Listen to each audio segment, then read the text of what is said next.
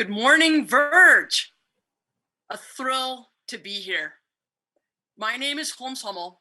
Thank you so much for that kind introduction to our keynote with Mayor Michael Tubbs, the City of Stockton's mayor, and Kate Gordon, director of the Governor's Office of Planning and Research. I think that Verge this year is about triple the size of Verge a year ago, when Governor Newsom was a keynote himself, underscoring the economic benefits of California's energy and climate policies, but also holding open a call for more attention to equity and inclusion. 2 days later, we were still at Verge as the fires tore through the town of Paradise. And the state of California, with the able leadership of the Office of Planning and Research, including Kate Gordon here today, and Verge organizers convened 100 experts in grid resilience to generate recommendations for how to navigate the path ahead. None of those involved contemplated a pandemic, compounding the intensifying hazards of heat, drought, and fire. Nor did they anticipate the scale of disruption from public safety power shutoffs that utility executives have now said could persist for a decade. Kate Gordon, let's start with you. As director of the California Office of Planning and Research, you know best the literal and figurative firestorms that the governor has faced since arriving in office.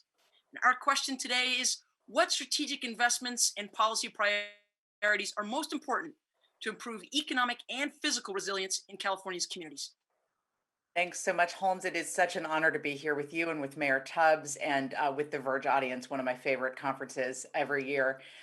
Look, we're facing three crises in California right now, and they're all happening at the same time. We have the pandemic, we have the climate crisis, which is both acute, immediate, and ongoing. And we have, of course, the crisis of inequality, which isn't new, but has really been exacerbated by both the others.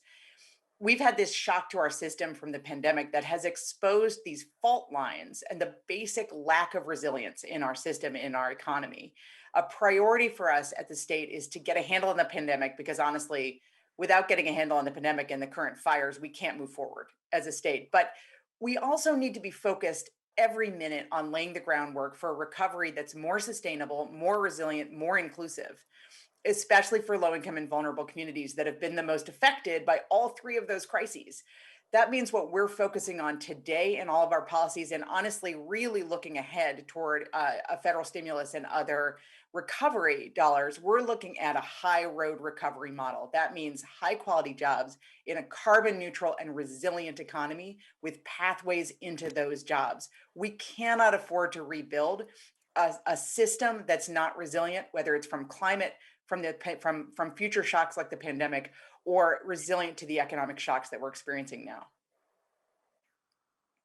Mayor Tubbs, I want to hear your vision for the way forward. And I've seen the new movie, Stockton on My Mind, one that profiles you in a way that makes it clear your depth of personal investment in the communities you know best.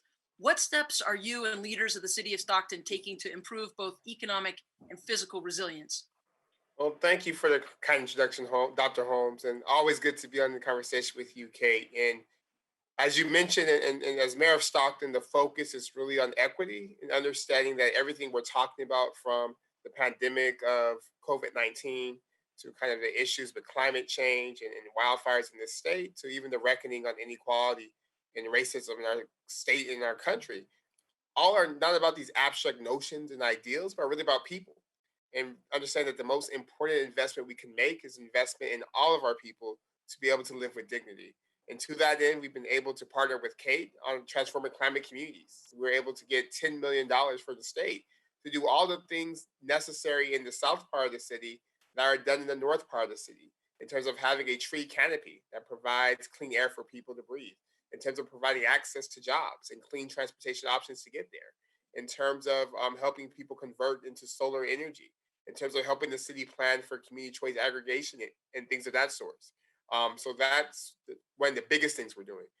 We also have been piloting this idea of basic income, when that was necessary for for the pandemic Kate mentioned around inequality, but it's also, I'm learning, even more necessary in terms of building economic and just resilience, understanding that we now live in a time of pandemics, that there's always an earthquake and fire or something that happens.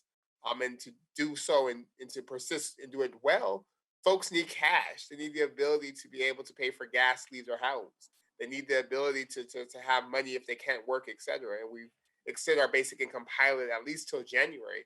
Now have 30 other mayors throughout this country who are saying a guaranteed income or basic income is a part of a strategy for COVID-19 response, part of a strategy that's responsive to inequality, and also part of a strategy that's responsive to climate change.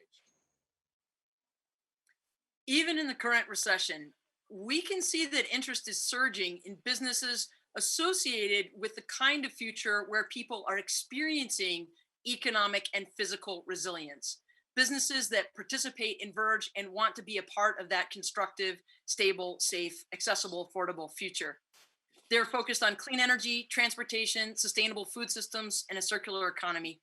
As two leading beacons for policymakers in our field, what role do you see the private sector playing in the quest to improve resilience from the ground up? Mayor Tubbs, would you like to go first? I was hoping to steal Kate's answer, but happy happy to go first. Well, as the mayor of Stockton, top of mind for me is that economic opportunity, economic innovation, economic um, new things are responsive to this current moment we in should move inland, should be part of inland California, should be part of what we're building in communities like Stockton, the most diverse city in this country, in this state.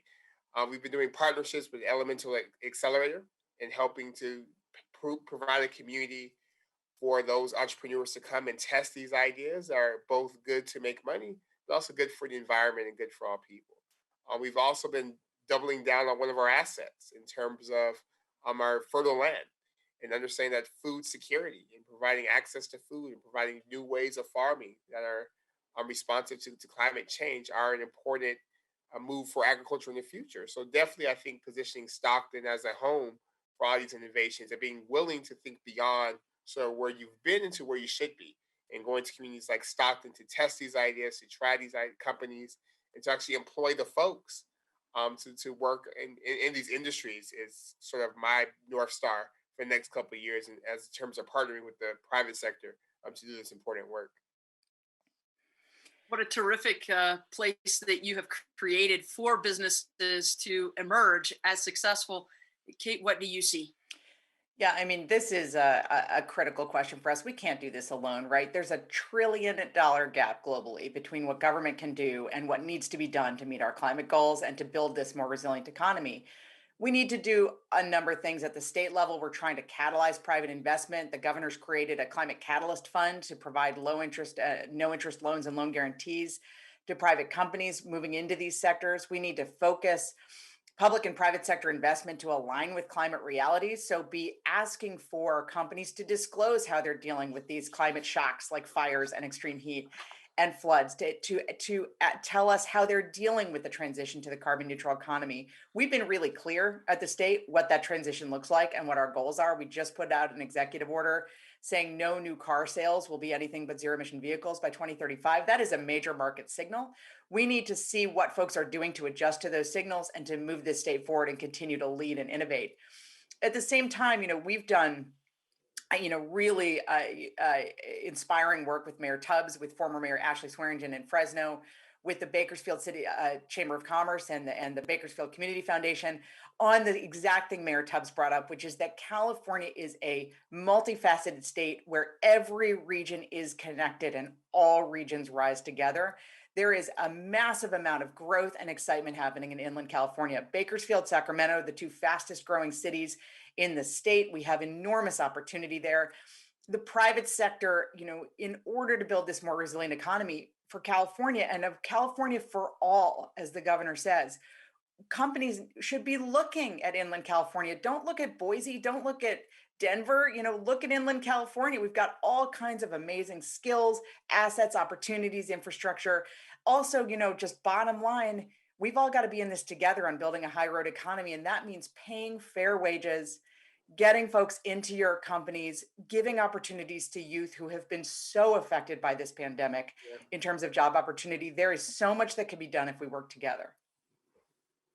No doubt.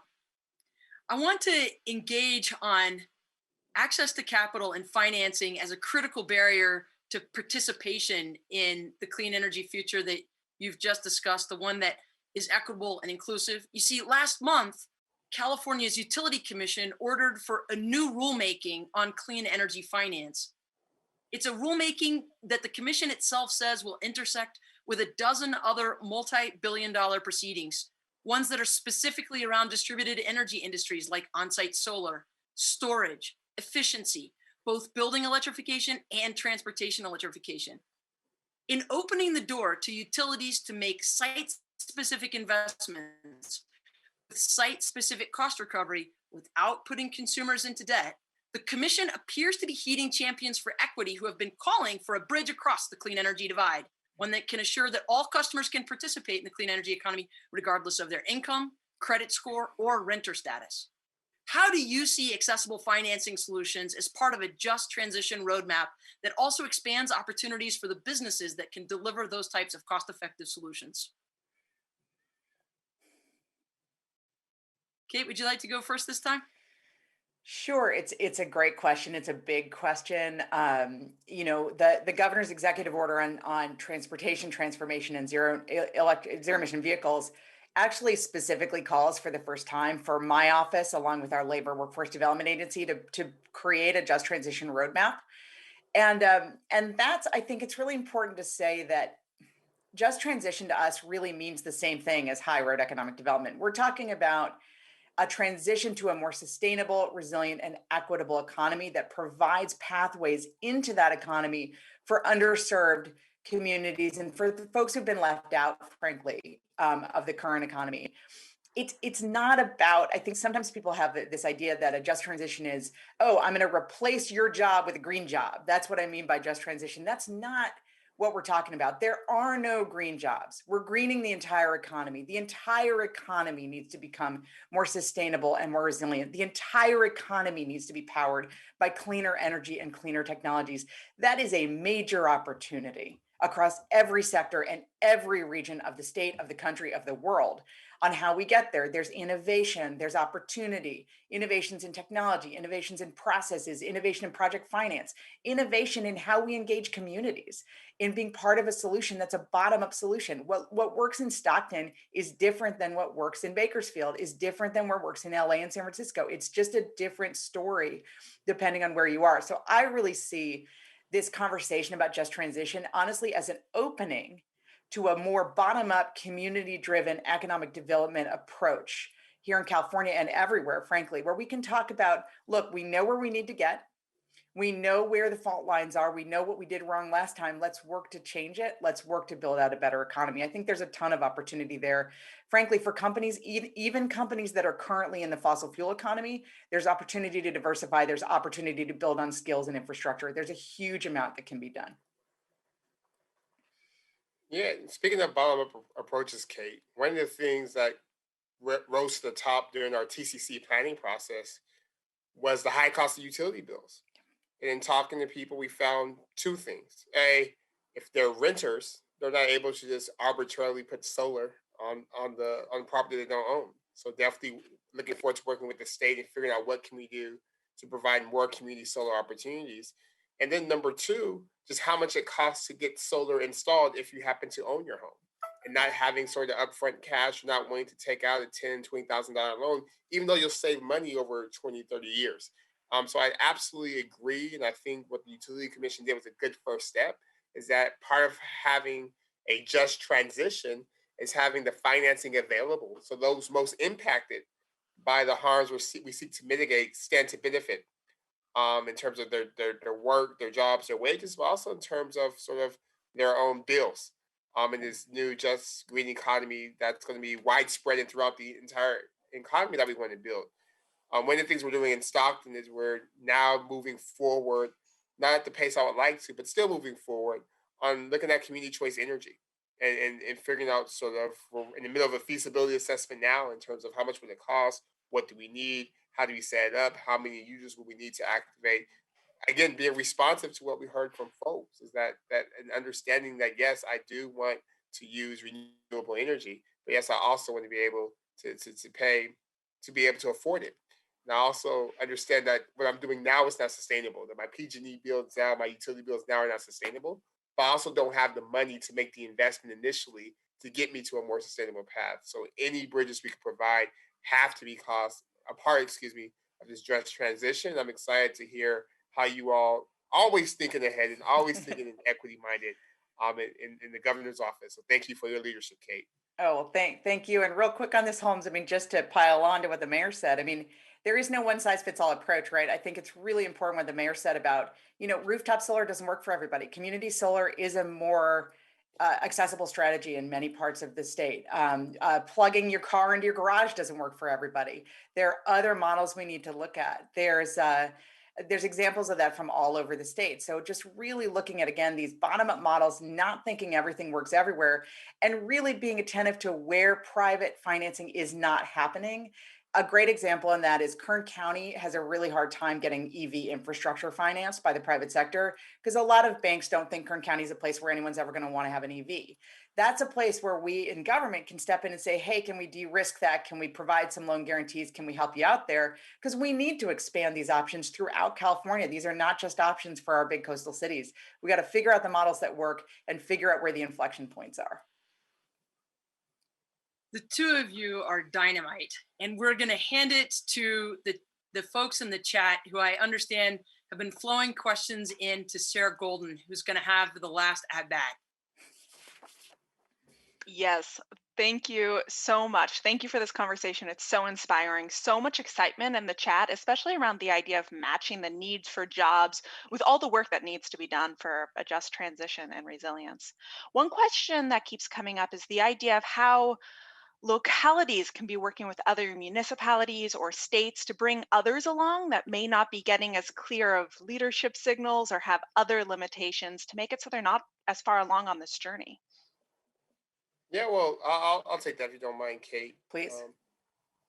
I learned about community choice aggregation through sort of Sam Licardo, Mayor Licardo's work in San Jose, and I think Sonoma Energy as well, and kind of seeing how they were able to do it, talking to their staff, understanding how they got to a yes to even begin the process of exploring some of the pitfalls, some of the implementation challenges has been helpful and gave our city the courage to move forward.